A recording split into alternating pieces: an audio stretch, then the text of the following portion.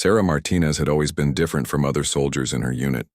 At 24 years old, she stood barely 5 feet 4 inches tall, with dark hair pulled back in a regulation bun and serious brown eyes that seemed to see everything. While her male counterparts joked around during downtime, Sarah spent her free hours studying weapon manuals and practicing with different firearms at the shooting range. The forward operating base in Afghanistan was home to over 300 soldiers. But Sarah often felt like she was invisible among them. She had joined the army 3 years ago after her brother was killed in combat, driven by a fierce desire to serve her country and honor his memory. But being one of the few women in a combat role wasn't easy. The other soldiers weren't openly hostile, but she could feel their doubt whenever she walked by. Lieutenant Colonel James Parker ran the base with military precision. He was a career soldier in his 40s, respected by his men, but known for his old-fashioned views about women in combat roles. Sarah had proven herself capable in training exercises, but she knew Parker still saw her as a liability rather than an asset. The morning everything changed started like any other. Sarah was cleaning her M4 rifle when Sergeant Mike Rodriguez approached her table in the weapons maintenance area. Rodriguez was popular among the troops, known for his quick wit and endless supply of jokes. Behind him stood 3 other soldiers, all grinning like they were about to witness something entertaining. "Hey, Martinez," Rodriguez called out loud, enough for everyone in the area to hear. "I heard you've been asking the brass for heavier weapons, is that true?" Sarah looked up from her rifle, immediately sensing this wasn't a friendly conversation. The maintenance area had gone quiet, with other soldiers stopping their work to listen. She could feel dozens of eyes on her as she carefully set down her cleaning rod. "I submitted a request to be trained on additional weapon systems," she replied, evenly, refusing to let any emotion show in her voice. "It's standard procedure for soldiers who want to expand their skills." Rodriguez laughed, and the sound echoed off the concrete walls. "Come on, Martinez. We all know what you really asked for. Tell everyone what heavy weapon you want to carry." Sarah's jaw tightened. She had indeed submitted a formal request to be trained on the M249 squad automatic weapon, commonly known as the SAW. It was a belt-fed light machine gun that could lay down suppressive fire and was crucial in combat situations. The weapon weighed over 16 pounds when loaded and required significant upper body strength to operate effectively. "The M249, she said simply, meeting Rodriguez's gaze without flinching. The laughter that erupted was immediate and loud. Several soldiers actually doubled over, slapping their knees as if Sarah had just told the funniest joke they'd ever heard. Rodriguez wiped tears from his eyes, still chuckling as he spoke. "You want to carry a SAW?" he gasped between laughs. "Martinez, that thing weighs more than you do. You can barely handle your M4 without looking like you're wrestling with it." More soldiers had gathered now, drawn by the commotion. Sarah could see some of them shaking their heads in amusement while others whispered to each other behind cupped hands. The humiliation burned in her chest, but she forced herself to remain calm and composed. "I can handle any weapon the Army trains me on," she said, standing up to face the growing crowd. Even standing, she was shorter than most of the men around her, but she kept her shoulders straight and her voice steady. Private Danny Walsh, a kid from Texas who couldn't have been older than 19, piped up from the back of the group. "Come on, Martinez, be realistic. The SAW is for real soldiers who can actually use it in combat. You'd probably drop it the first time you tried to fire it." The comment drew more laughter, and Sarah felt her face flush with anger. She had outshot. Half these men on the rifle range had scored higher on physical fitness tests than many of them, and had never once complained or asked for special treatment. But none of that seemed to matter when it came to their perception of what she could handle. Sergeant Rodriguez held up his hand, calling for quiet. "Look, Martinez, I'm sure you mean well, but combat is serious business. When the bullets start flying, we need soldiers who can actually fight, not someone we have to protect. Maybe you should stick to logistics or communications. Leave the heavy lifting to the men." The words hit Sarah like a physical blow. She had heard variations of this speech before, but never so publicly and never with such casual cruelty. Around her, she could see soldiers nodding in agreement, their faces showing everything from amusement to pity. None showed respect. I didn't. Ask for your opinion, Sergeant, Sarah said, her voice gaining strength. I asked for training on a weapon system that could make me more effective in combat. If you have concerns about my abilities, you can take them up with Lieutenant Colonel Parker. Rodriguez's smile faded slightly. Maybe I will. Maybe it's time someone had a serious conversation with the colonel about whether you belong in a combat unit at all. The threat hung in the air like smoke from a fired weapon. Sarah knew that Rodriguez had the colonel's ear, and his recommendation could easily result in her being transferred to a support role far from the front lines. Everything she had worked for, every sacrifice she had made to get this far, could disappear with a few words from a popular sergeant who saw her as nothing more than a liability. But instead of backing down, Sarah stepped forward, closing the distance between herself and Rodriguez.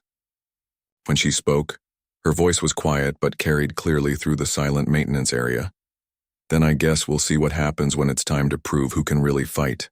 Word of the confrontation spread through the base faster than wildfire. By evening chow, every soldier seemed to know about Sarah's request for M249 training and the public mockery she had endured. Some looked at her with sympathy, others with barely concealed amusement, but most just avoided eye contact altogether. Sarah sat alone in the mess hall, picking at her dinner while conversations buzzed around her. She could hear fragments of discussions about the girl who thinks she can handle a saw and Martinez getting too big for her boots. Each comment felt like another weight added to her shoulders, but she refused to let anyone see how much it affected her. Captain Lisa Chen, the base's senior intelligence officer, slid into the seat across from Sarah. At 32, Chen was one of the few women in leadership positions on the base, and she had always been professional but distant in her interactions with Sarah. "Rough day?" Chen asked quietly, keeping her voice low enough that nearby tables couldn't overhear. Sarah looked up, surprised by the unexpected company. "Nothing I can't handle, ma'am." Chen studied Sarah's face carefully. "I heard about what happened in the maintenance area. Rodriguez has a big mouth and an even bigger ego. Don't let him get to you." "It's not just Rodriguez," Sarah said, finally setting down her fork. "It's everyone. They see a small woman and automatically assume I'm weak. They don't care that I qualified expert marksman or that I scored in the top 10% on every combat test. All they see is someone who doesn't fit their idea of what a soldier should look like." Captain Chen nodded slowly. "I know exactly what you mean. When I first arrived here, half the men treated me like I was playing dress-up in Daddy's uniform. The other half acted like I was some kind of fragile flower that might break if they spoke too loudly." Sarah felt a spark of connection with the older woman. "How did you deal with it?" "By being better than all of them," Chen replied without hesitation. "I outworked them, outsmarted them, and never gave them a single reason to doubt my competence. Eventually, they had no choice but to respect me. But it took time and it wasn't easy." Before Sarah could respond, Lieutenant Colonel Parker's voice boomed across the mess hall. "Martinez, my office, now."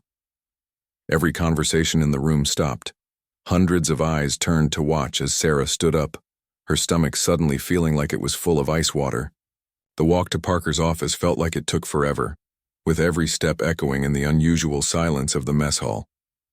Parker's office was spartanly decorated, with only a few military certificates on the walls and a picture of his family on his desk. He was seated behind his desk when Sarah knocked and entered, and he didn't look up from the paperwork he was reviewing. "Close the door and take a seat," he said without lifting his eyes. Sarah complied, sitting ramrod straight in the chair across from his desk. The silence stretched on for several long minutes while Parker continued reading. Finally, he set the papers aside and looked directly at her. "Sergeant Rodriguez came to see me this afternoon," he began, his voice neutral but not friendly. "He's concerned about your attitude and your unrealistic expectations regarding your role in this unit."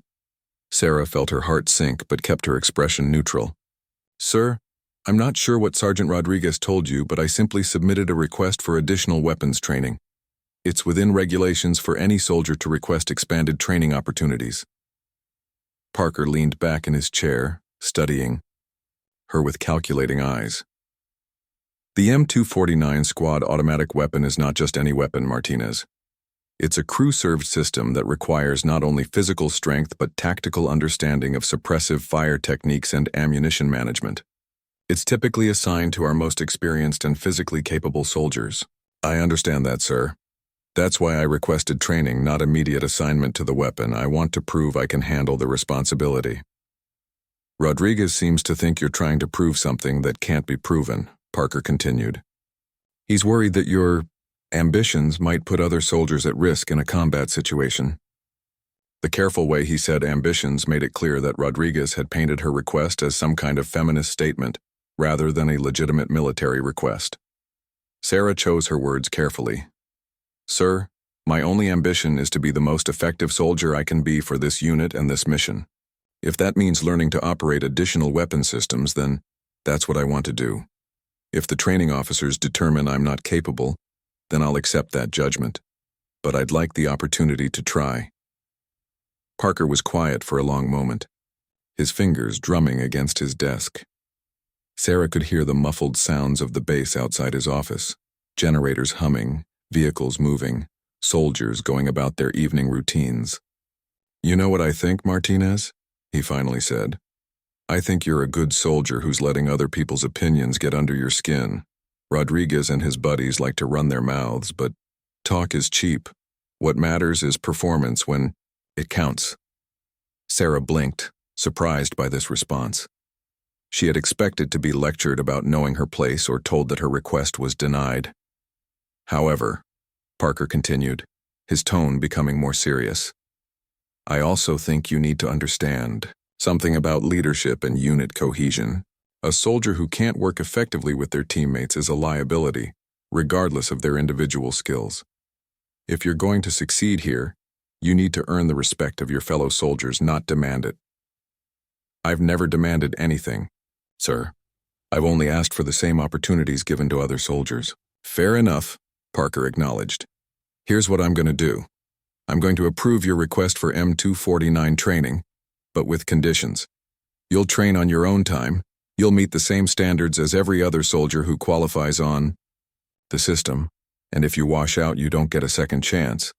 More importantly, you'll need to prove to me and to this unit that you can handle not just the weapon, but the responsibility that comes with it. Sarah felt a surge of excitement, mixed with nervousness. Thank you, sir. I won't let you down. Don't thank me yet, Parker warned. Master Sergeant Williams will oversee your training, and he doesn't go easy on anyone. Plus, you'll have half the base watching and waiting for you to fail. The pressure is going to be intense. As Sarah left Parker's office, she felt a mixture of triumph and trepidation. She had gotten what she wanted, but now she had to prove she deserved it. And she knew that everyone on the base would be watching, most of them hoping to see her fail spectacularly. Master Sergeant Tom Williams was a 20-year veteran who had trained hundreds of soldiers on dozens of weapon systems. At 6 feet 2 inches and built like a brick wall, he commanded respect through competence rather than intimidation.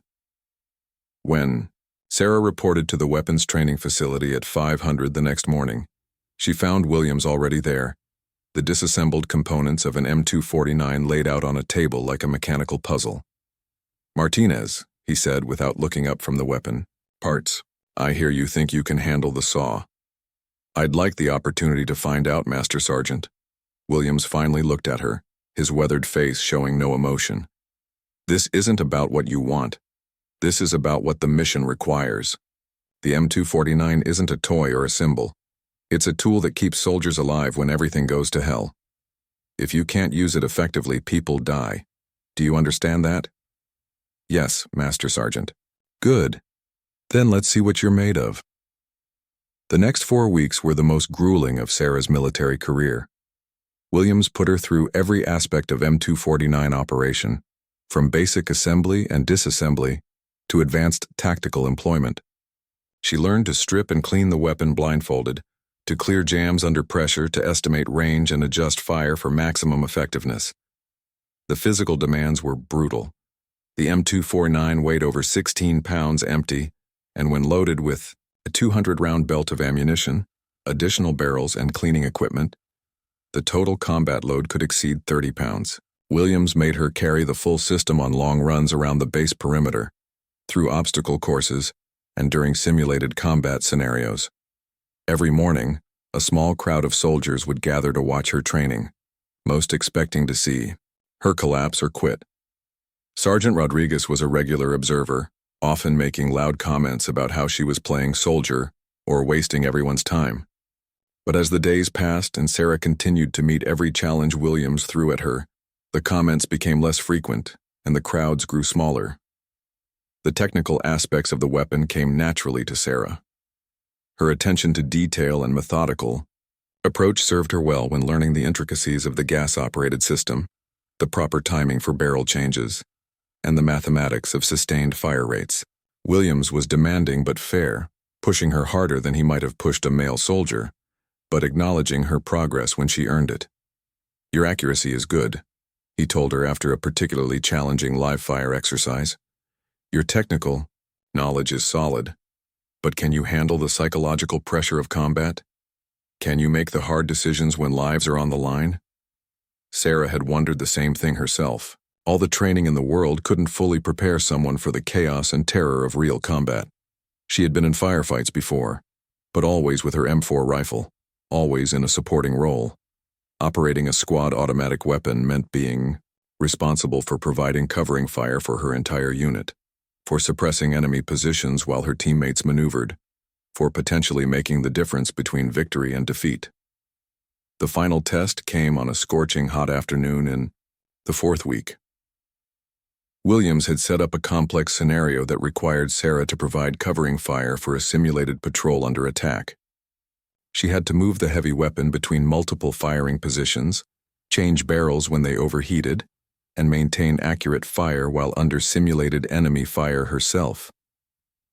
A larger crowd than usual had gathered to watch, including Lieutenant Colonel Parker and several other officers. Sarah could see Sergeant Rodriguez near the back, arms crossed, waiting for her to fail. The exercise began with Sarah in a prone position behind a low concrete barrier. At Williams' signal, she opened fire on a series of pop-up targets representing enemy positions. The M249 bucked against her shoulder with each burst, the familiar rhythm of automatic fire filling the air. Hot brass casings flew from the ejection port, and the barrel began to heat up from the sustained firing. "Barrel change!" Williams shouted over the noise. Sarah quickly removed the hot barrel and installed a cool one, her hands moving with practiced efficiency despite the pressure of being watched. The entire process took less than 15 seconds, well within the acceptable time limit. Move to position 2. Carrying the heavy weapon and her ammunition, Sarah sprinted 50 meters to a new firing position while Williams threw training grenades nearby to simulate incoming fire. She dropped into position and immediately engaged new targets, her fire controlled and accurate despite her elevated heart rate. The exercise continued for 20 minutes, with Sarah moving between positions, changing barrels, clearing simulated jams, and maintaining effective fire throughout. When Williams finally called ceasefire, Sarah was exhausted, covered in sweat, and breathing heavily, but she had successfully completed every requirement of the test. Williams walked over to where she lay, catching her breath, his expression unreadable. The crowd of observers had grown quiet, waiting for his assessment.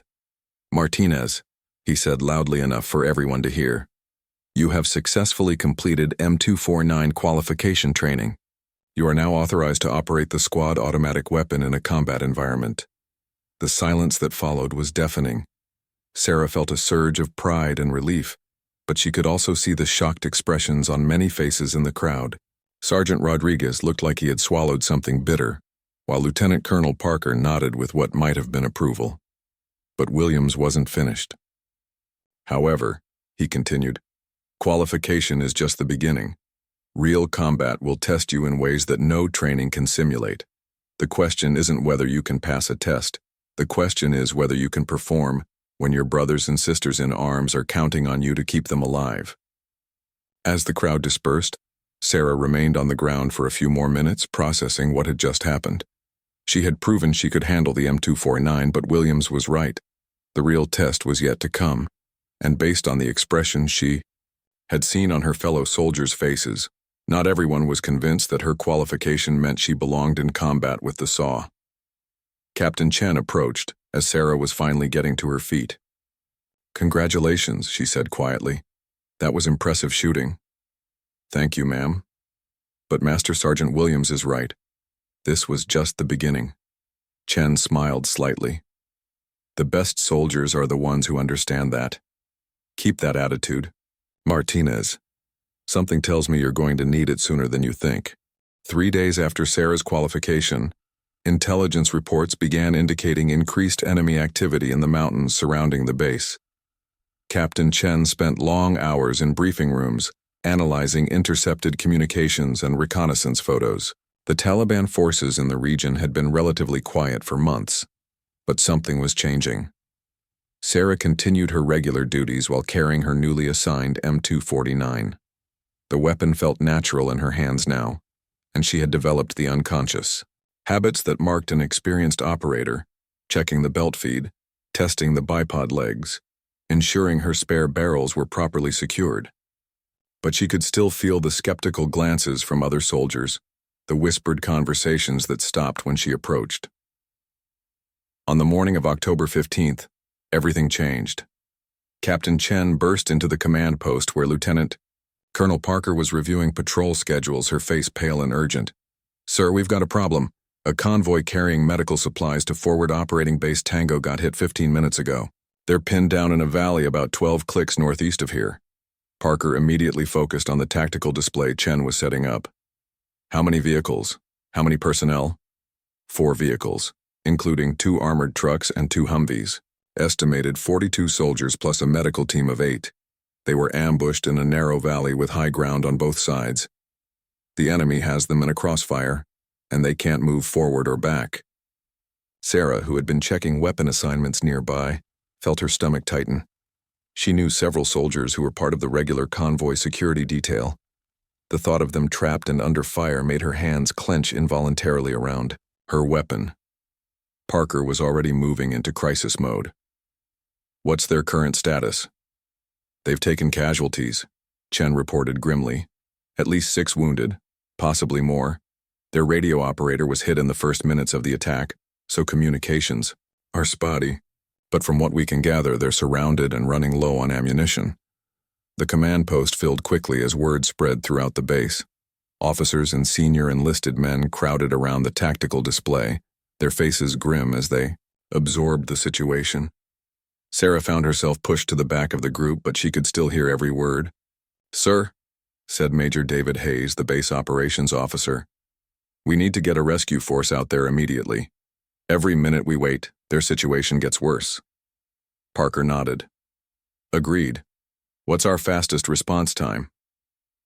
2 UH-60 helicopters can be airborne in 20 minutes, Hayes replied. "We can insert a platoon-sized element behind the enemy positions and hit them from the rear, while providing covering fire for the convoy to extract." Captain Chen shook her head. "Sir, I'm getting reports of anti-aircraft weapons in that area. The helicopters would be sitting ducks, and the terrain is too rough for vehicle approach. We'd have to go in on foot, which means at least a 4-hour march through hostile territory." The room fell silent as the officers processed this information. 4 hours was too long. The trapped convoy wouldn't last that long against a determined enemy attack. Sergeant Rodriguez, who had somehow managed to get into the command post despite not being part of the senior staff, spoke up. "Sir, what about a direct assault? Take our best fighters and punch through their lines?" "With what?" Parker asked grimly. "We're talking about entrenched positions on high ground with clear fields of fire. A frontal assault would be suicide." Sarah found herself stepping forward before she consciously decided to speak. "Sir, what if we could provide enough suppressive fire to keep their heads down while the convoy moves?" Every head in the room turned to look at her. Parker's expression was unreadable, but she could see skepticism in several faces. "Continue," Parker said simply. "From the intelligence reports, it sounds like the enemy positions are spread out along both ridge lines," Sarah said, her voice gaining confidence as she spoke. "If we could establish firing positions with overlapping fields of fire, we could suppress multiple enemy positions simultaneously. The convoy could use that covering fire to break contact and withdraw." Major Hayes frowned. "That would require incredible precision and sustained fire. You'd need shooters who could engage multiple targets at extended range while remaining in position under enemy fire.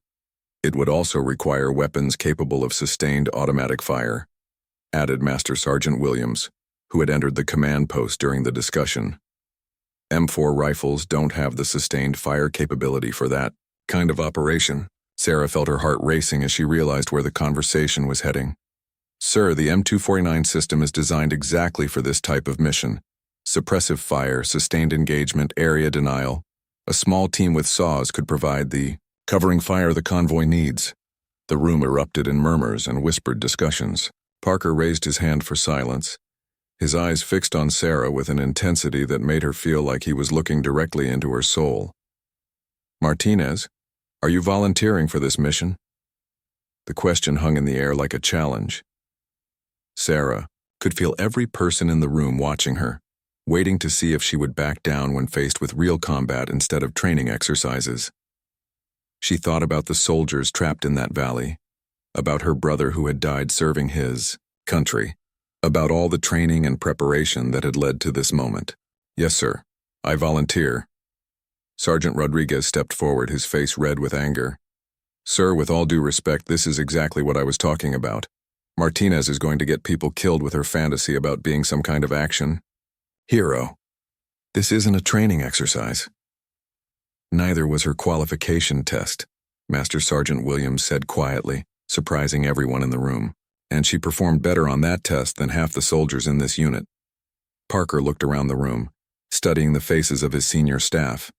Sarah could see the internal debate playing out, the need to rescue the trapped soldiers balanced against the risk of sending an untested soldier into combat with a weapon she had only recently qualified on. Sir, Captain Chen said suddenly, I'm getting updated reports from the convoy. Their situation is deteriorating rapidly. We need to make a decision now. Parker's jaw tightened as he made his choice. Martinez, you'll be part of a 4-man team. Williams will lead. You'll be primary gunner on the saw and we'll have 2 additional riflemen for security. Your mission is to establish a firing position with clear lines of sight to the enemy positions and provide sustained suppressive fire until the convoy can extract. Sarah felt a mixture of excitement and terror. This was what she had trained, for what she had demanded the right to do. But now that the moment was here, the weight of responsibility felt enormous. Rodriguez, Parker continued, you'll be one of the riflemen on the team. Rodriguez's face went white. Sir, I protest. I don't want to depend on Martinez in a combat situation. Parker's voice turned cold. Sergeant, you've spent weeks questioning Martinez's competence. Now you'll have the opportunity to see for yourself whether your concerns are justified. Consider it a learning experience.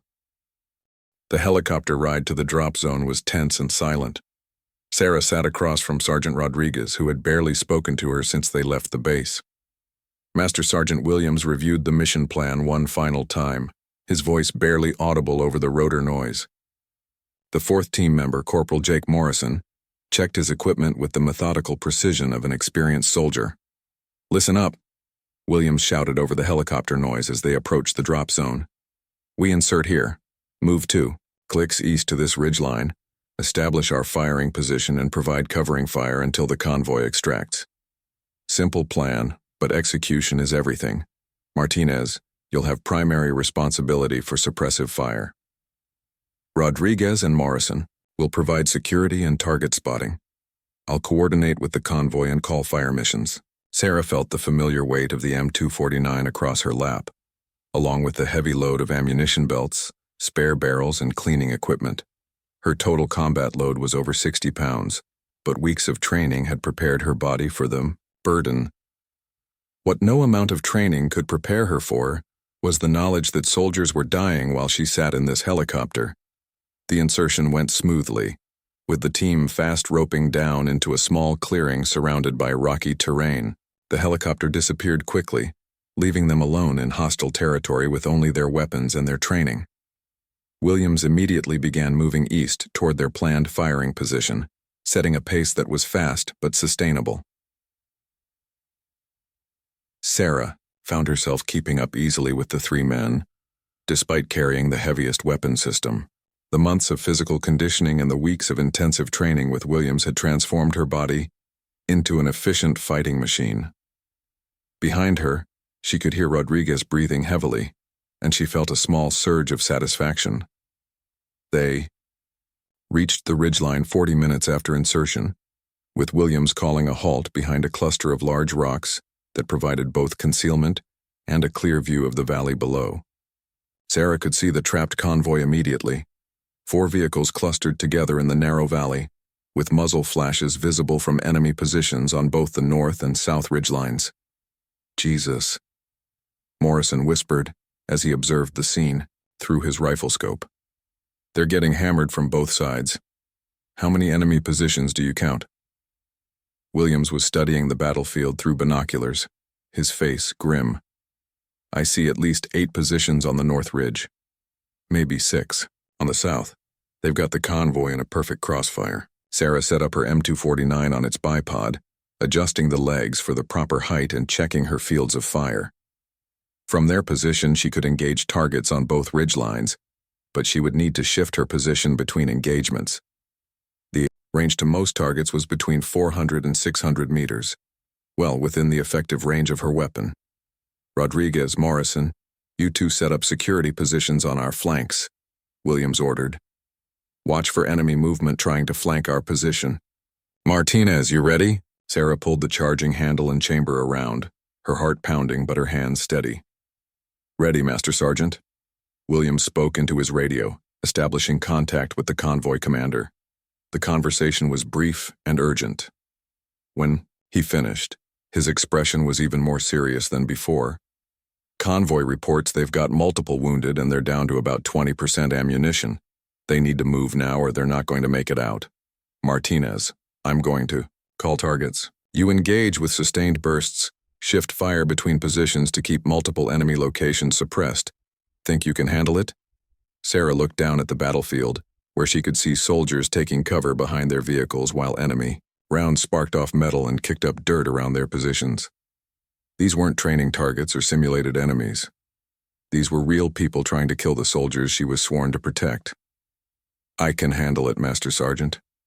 Williams pointed to a cluster of rocks on the north ridge line, where muzzle flashes were particularly heavy. "Target north ridge, rock formation at 2 o'clock, 450 meters. Fire when ready." Sarah acquired the target through her sights, adjusted for range and wind, and squeezed the trigger. The M249 erupted in controlled bursts of automatic fire, sending streams of 5.5 6mm rounds toward the enemy position. She could see dust and rock fragments flying where her rounds impacted, and the muzzle flashes from that position immediately ceased. "Target neutralized," Williams confirmed. "Shift fire to South Ridge, lone tree at 10 o'clock, 520 meters." Without hesitation, Sarah pivoted the weapon and engaged the new target. Again, her fire was accurate and effective, forcing the enemy fighters to take cover and stop shooting at the convoy below. "Outstanding shooting," Williams said, but there was no time for congratulation. Multiple targets north ridge, spread between that boulder field and the cliff face, walking fire, left to right. This was the most challenging fire mission yet. Sarah had to engage multiple positions with sustained fire, while keeping her burst controlled to avoid overheating her barrel. She started at the leftmost target and walked her fire across the enemy positions, each burst forcing another group of fighters to stop shooting and take cover. The barrel of her weapon was getting hot from the sustained firing, and she could see heat waves rising from the metal, but her fire remained accurate, and one by one the enemy positions on both ridgelines were being suppressed. "Convoy is beginning to move," Williams reported. "Keep up that suppressive fire. Don't let them get their heads up." Sarah continued to shift fire between targets, her movements becoming instinctive as she identified threats and engaged them before they could effectively fire on the moving convoy. Hot brass casings piled up around her position, and sweat dripped into her eyes, but her concentration never wavered. Rodriguez, who had been quiet throughout the engagement, suddenly called out, "Movement on our left flank. Enemy squad trying to get behind us." Sarah heard the crack of Rodriguez's M4 rifle as he engaged the flanking force, but she couldn't afford to turn away from her primary mission. The convoy was still in the kill zone, still vulnerable to the enemy positions she was suppressing. "Morrison, support Rodriguez," Williams ordered. "Martinez, barrel change, now." With practiced efficiency, Sarah removed the hot barrel and installed a cool one while Williams continued to spot targets and call corrections. The entire process took less than 15 seconds, and she was back in action before the enemy could take advantage of the brief lull in her fire. The battle continued for another 10 minutes, with Sarah providing continuous suppressive fire while Rodriguez and Morrison dealt with the flanking attack. Finally, Williams's radio crackled with the voice of the convoy commander. "Overwatch, this is Bravo 6. We are clear of the kill zone and continuing extraction. Outstanding work. You saved our lives out there." As the sound of gunfire faded and the enemy positions went quiet, Sarah finally allowed herself to relax, slightly. Her weapon was hot enough to cook food on. Her shoulders ached from the sustained firing position, and she was covered in sweat and gunpowder residue. But the convoy was safe, and her fellow soldiers were going home.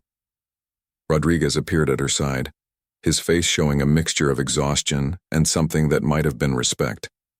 "Martinez," he said quietly, "that was some of the best shooting I've ever seen. You kept those bastards suppressed for 20 minutes straight." Sarah looked at him in surprise, not sure she had heard him correctly. "Thank you, Sergeant." Williams was coordinating their extraction, but he took a moment to address Sarah directly. "Outstanding performance, Martinez. You did exactly what needed to be done when it needed to be done. That convoy is alive because of your shooting." As they prepared to move to their extraction point, Sarah reflected on what had just happened. For weeks, she had endured mockery and skepticism about her ability to handle the M249 in combat. Today, she had proven that skill and determination mattered more than size or gender. She had saved lives, and everyone who witnessed it knew that she belonged here.